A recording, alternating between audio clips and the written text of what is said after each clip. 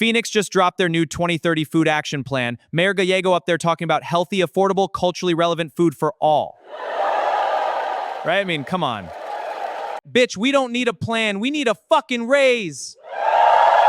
Thank you.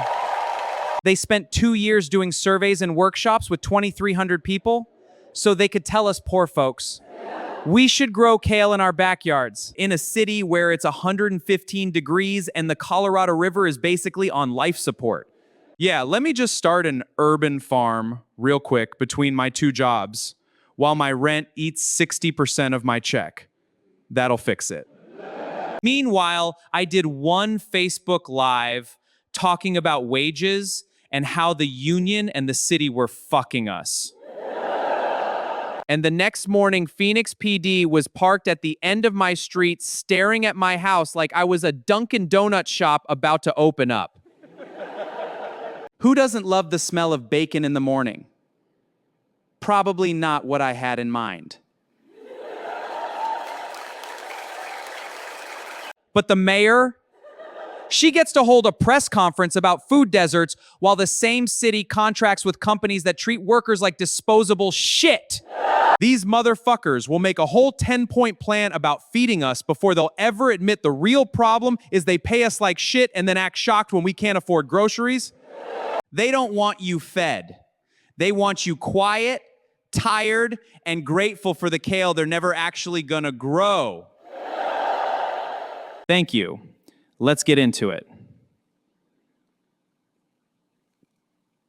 Phoenix Mayor Kate Gallego and the City Council just adopted the 2030 Food Action Plan, the latest glossy roadmap promising healthy, affordable, and culturally relevant food for all. It builds on the 2025 plan adopted in 2020 with 10 strategic priority areas, community workshops, surveys of over 2,300 residents, and the usual bureaucratic language about partnerships, education, zoning updates, urban agriculture, and reducing waste. It sounds nice. It changes very little that actually matters. The numbers don't lie. Plans haven't moved the needle. Food insecurity in the Phoenix area remains severe and, in many metrics, has worsened. Arizona's overall food insecurity rate sits around 14.4%, with child food insecurity near 18.4%. An increase of over 11% in recent years, according to Feeding America data. St. Mary's Food Bank and the Arizona Food Bank Network report serving hundreds of thousands of people monthly. With demand continuing to climb, even as the city celebrates plan completion rates above 90% on paper. The city still has 43 food deserts in Phoenix alone. These aren't abstract planning problems. They're neighborhoods where working people, often in car-dependent sprawl, struggle to access affordable fresh food. The previous plan didn't eliminate them. This one offers more process. Water reality versus urban agriculture fantasies. Phoenix sits in a desert facing mandatory Colorado River cuts, a multi-decade mega drought, and explosive population growth. Agriculture already consumes the vast majority of Arizona's water. The state's own Ag-to-Urban program exists precisely because cities need that water for housing more than farms need it for production. Yet the 2030 Food Action Plan leans into expanding local food production and urban agriculture as solutions. In a city where temperatures regularly exceed 110 degrees and water is the binding constraint on everything, this is either naive or deliberately misleading. Small-scale urban farms and community gardens have value for education and niche markets, but they are not a scalable answer to widespread food insecurity. Pretending otherwise distracts from the harder conversations about water allocation, density, and whether Phoenix's growth model is sustainable at all. The real drivers of hunger aren't addressed. Food insecurity in Phoenix is primarily a poverty and wage problem, not primarily a food system coordination problem. When housing costs devour half or more of a working family's budget, when wages at major city contractors stagnate while costs rise, and when retaliation chills workers from organizing for better pay and conditions, no amount of zoning tweaks or culturally relevant programming fixes the math.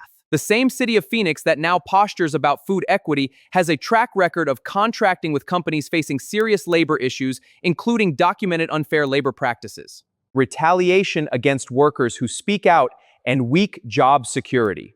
You cannot credibly champion food for all while enabling the economic conditions that keep large numbers of working people one paycheck or one health crisis away from the food bank line. Process over power. These plans excel at what city governments like to do. Form committees, hold workshops, issue reports, declare victories on process metrics, and avoid direct confrontation with the actual sources of power and scarcity. Updating planning and zoning sounds good until you notice it rarely challenges the sprawl, car dependency, and low-wage service economy that define so much of Phoenix's growth. The 2030 Food Action Plan will generate more task forces, more partnerships, more pilot programs, and more press releases. It will not, on its own, put meaningful money in working people's pockets, build enough truly affordable housing near transit and groceries, or force a reckoning with water limits that make large-scale local production in the desert fundamentally constrained. The bottom line, Phoenix doesn't need another beautifully designed plan full of aspirational language. It needs leadership willing to treat food insecurity as the predictable result of policy choices on wages, housing, contracting, and growth. Mayor Gallego can keep cutting ribbons on plans. Working families in Phoenix will keep cutting their grocery budgets. Until the city confronts the economic realities driving hunger, instead of managing the optics of it, these documents will remain what they've largely been: expensive exercises in managing decline while claiming progress. The food banks will stay busy, the speeches will stay polished, and the gap between the rhetoric and the reality on the ground will keep widening. This is your Union Pulse. Remember, my money, my voice.